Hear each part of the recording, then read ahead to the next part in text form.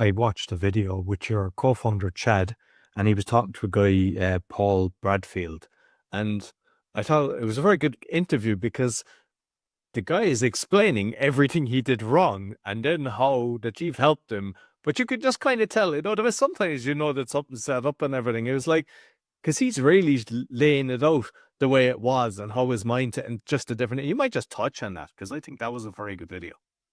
Yeah, I think you're talking about Paul Bradfield. He was a golf course attendant. He worked at a golf course, and he cleaned up the grounds and picked up the balls and things like that on a golf course. And he joined the Crypto Renegades Mastermind. And what he learned is that whenever he was a certain percentage on a trade, he would just take the profit. And so, unlike most people, will put a take profit target.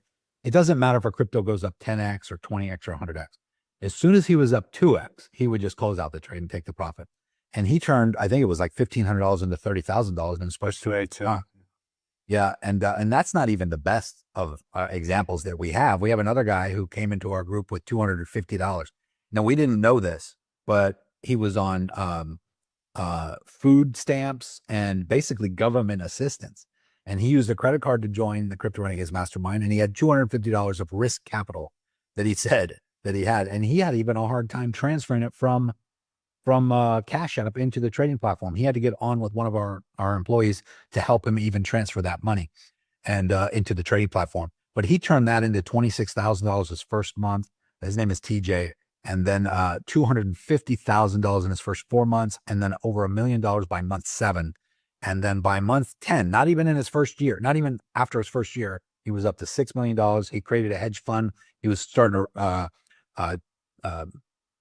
raise money from family and friends that were putting money into the hedge fund. He was trading on their behalf. So he excelled very quickly. And really what it did it for him is he just understood support and resistance and supply and demand. And once you understand these things, you can literally see it on the charts. And you can see where the money's coming down to, where the price is coming down to. And when it bounces, that's the support. And you can see the ceiling, which is the resistance, where it's going to go up to. So if you go long here and then you get out here, most people, they don't have those lines. So they don't know where it's going up to. They're just guessing. And so when you understand support resistance, you have a channel to trade in, and you can see where it's going to bounce, where it's going to go. And does it always do that? No, sometimes it can take a different direction, but that's where proper risk management comes in, and having a stop loss in place or take profit target in place in case it doesn't. But we're taking calculated risks based on it's not an educated guess.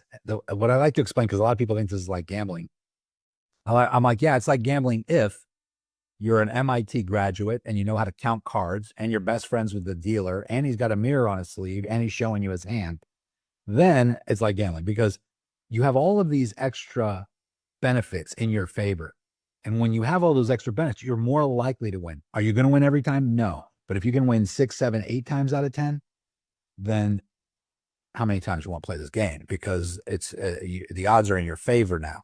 And when the odds are in your favor, there are gamblers out there that get kicked out of casinos because they win so much.